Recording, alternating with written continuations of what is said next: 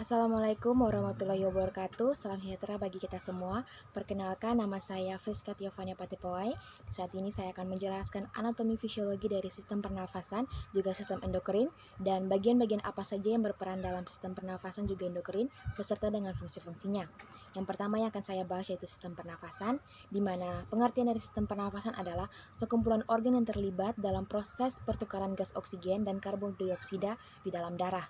Fungsi dari sistem pernafasan sendiri adalah untuk membantu tubuh menyerap oksigen dari udara dan membuang gas sisa seperti karbon dioksida dari darah.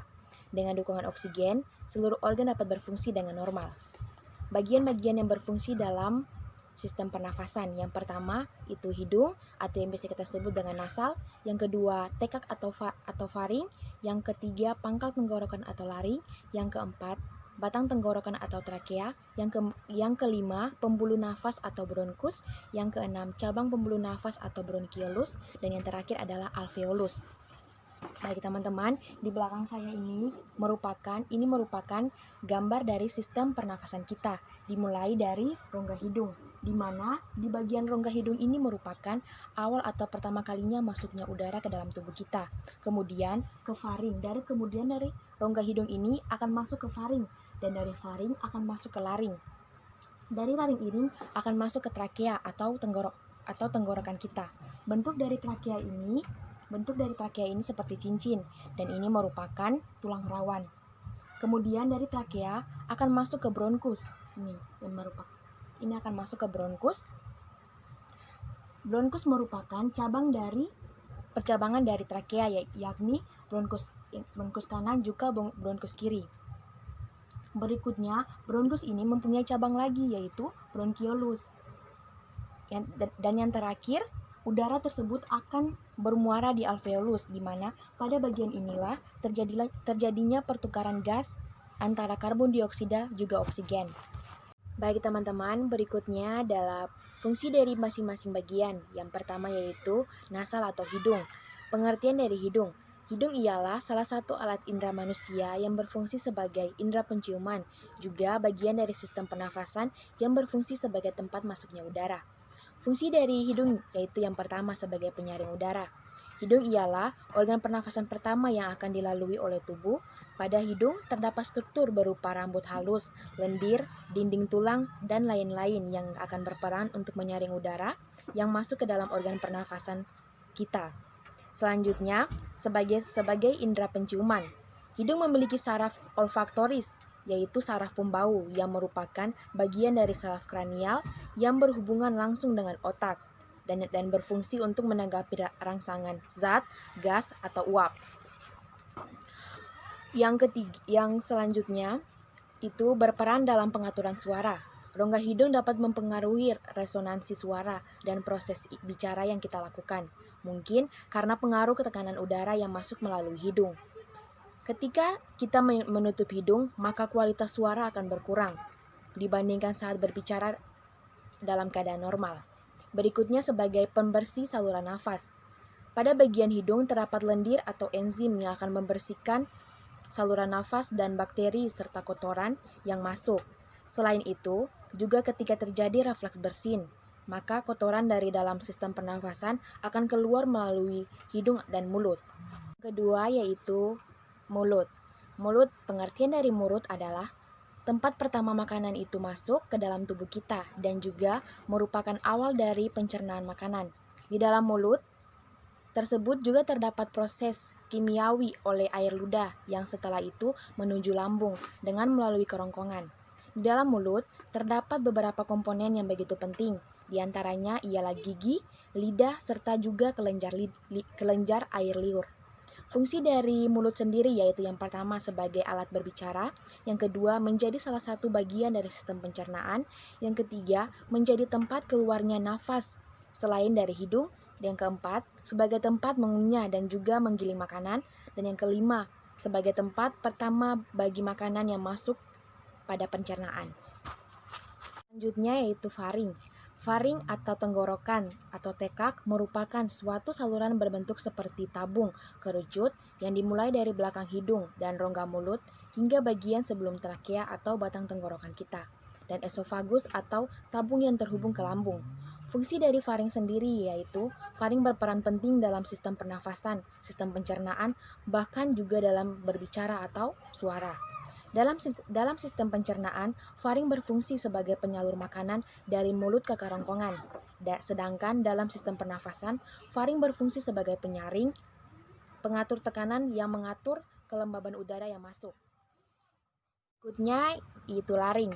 Laring atau kotak suara merupakan salah satu organ pada bagian leher yang melindungi trakea dan merupakan organ yang terlibat dalam proses produksi suara. Fungsi dari laring sendiri yaitu yang pertama, melindungi saluran pernafasan dari makanan. Laring adalah organ pernafasan yang terletak sebelum trakea. Epiglotis yang terletak di bagian pangkal laring berfungsi untuk melindungi makanan dan air yang masuk ke saluran pernafasan. Yang kedua, mengarahkan makanan ke esofagus. Saat kita makan, epiglotis dari laring akan membuka esofagus untuk mengarahkan makanan dan air menuju ke saluran pencernaan dan tidak ke saluran pernafasan. Yang ketiga, menghasilkan nada suara. Tulang laring yang melebar membentuk pita suara tersusun dari ligamen dan otot rangka. Suara yang dikeluarkan akan bergantung kepada pembukaan laring. Selanjutnya yaitu trakea. Trakea merupakan suatu bagian dari sistem pernafasan yang berbentuk seperti pipa atau tabung dan mempunyai diameter sekitar 20-25 mm, juga panjang sekitar 10-16 cm. Fungsi dari trakea sendiri yang pertama sebagai sistem pernafasan, yang kedua mencegah benda berbahaya masuk ke dalam paru-paru. Berikutnya bronkus. Bronkus merupakan cabang batang tenggorokan yang terletak setelah trakea dan juga berada sebelum paru-paru. Setelah masuk ke dalam paru-paru, bronkus ini akan bercabang lagi menjadi bronkiolus. Fungsi dari bronkus yang pertama, menyaring udara pernafasan, dan yang kedua, melembabkan udara pernafasan. Yang ketiga, menghubungkan tenggorokan atau trakea dengan paru-paru. Berikutnya, bronkiolus. Bronkiolus merupakan salah satu pernafasan setelah trakea di dalam tenggorokan yang dapat berfungsi sebagai jalurnya udara yang masuk dari hidung kemudian disalurkan pada paru-paru. Fungsi dari bronkiolus sebagai alat penyalur udara juga dalam pengenturan udara sehingga dapat didistribusikan dengan paru-paru. Dan yang terakhir alveolus. Alveolus adalah struktur anatomi yang memiliki bentuk berongga. Alveolus juga merupakan anatomi yang hanya dimiliki oleh mamalia. Fungsi dari alveolus, yang pertama sebagai tempat pertukaran gas, dan yang kedua sebagai tempat menyimpan udara sementara di dalam tubuh.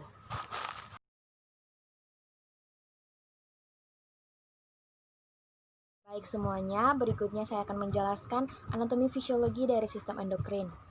Dan bagian-bagian apa saja yang ada pada sistem endokrin juga dengan fungsi-fungsinya. Yang pertama, pengertian dari sistem endokrin. Sistem endokrin merupakan jaringan kelenjar dan organ yang memiliki peran penting dalam mengatur banyak fungsi tubuh, seperti pertumbuhan sel, metabolisme, tumbuh kembang tubuh, dan proses reproduksi. Dalam sistem endokrin ini terdapat beberapa kelenjar seperti yang terdapat di belakang saya ini, teman-teman bisa lihat. Yang pertama itu kelenjar hipofis atau hipofisis, yang kedua kelenjar pineal, yang ketiga kelenjar tiroid, yang keempat kelenjar paratiroid, yang kelima kelenjar timus, yang keenam kelenjar adrenal, yang ketujuh kelenjar pankreas, dan yang terakhir adalah kelenjar gonad. Apa saja fungsi-fungsi dari bagian-bagian tersebut? Yang pertama, kelenjar hipofisis atau hipofis berfungsi sebagai memproduksi hormon pertumbuhan, yang kedua mengatur sistem endokrin, yang ketiga memproduksi hormon yang mempengaruhi fungsi otot dan fungsi ginjal, yang keempat memproduksi hormon yang mengontrol kelenjar endokrin, dan yang terakhir sebagai penyimpan hormon yang dihasilkan oleh hipotalamus. Teman-teman bisa lihat ini merupakan gambar dari kelenjar hipofisis atau hipofis. Berikutnya yaitu kelenjar pineal. Fungsi dari kelenjar pineal yaitu untuk memproduksi melatonin. Yang kedua, untuk meregulasi siklus tidur. Yang ketiga, mempengaruhi sekresi hormon seks. Yang keempat, membantu metabolisme obat. Yang kelima, tempat untuk mengatur pigmentasi kulit. Dan yang terakhir, sebagai pengatur suhu.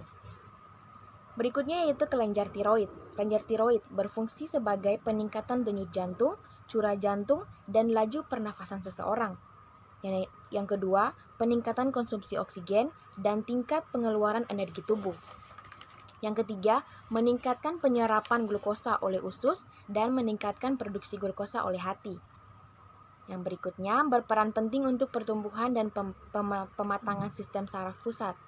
Yang selanjutnya, mempengaruhi siklus menstruasi seseorang. Dan yang terakhir, mempercepat pembersihan kolesterol dan plasma. Teman-teman bisa lihat, ini merupakan gambar dari kelenjar tiroid. Ini sebelah sini merupakan gambar dari kelenjar tiroid. Selanjutnya yaitu kelenjar paratiroid. Kelenjar paratiroid berfungsi sebagai penghasil hormon paratiroid. Teman-teman bisa lihat, ini merupakan gambar dari kelenjar paratiroid.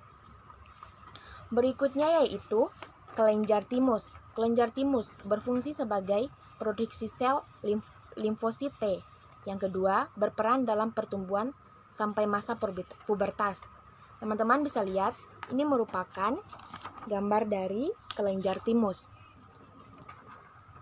Selanjutnya yaitu kelenjar adrenal. Kelenjar adrenal berfungsi sebagai kelenjar yang mengatur metabolisme tubuh sebagai penghasil hormon penyebab stres. Yang kedua, memproduksi dan mengatur hormon seks seperti halnya hormon testosteron yang ada pada pria. Yang ketiga, sebagai penghasil hormon estrogen. Yang keempat, mensekresikan hormon yang sangat penting untuk menjaga keseimbangan tubuh.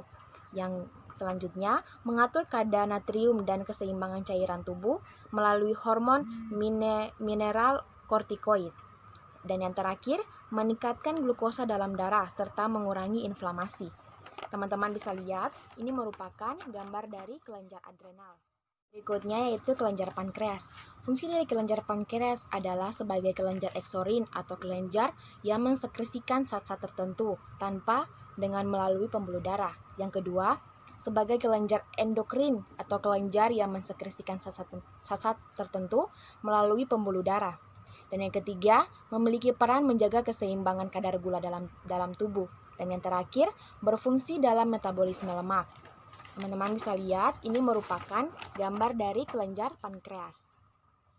Ini merupakan terakhir yaitu kelenjar gonad atau yang biasa kita sebut dengan kelenjar kelamin.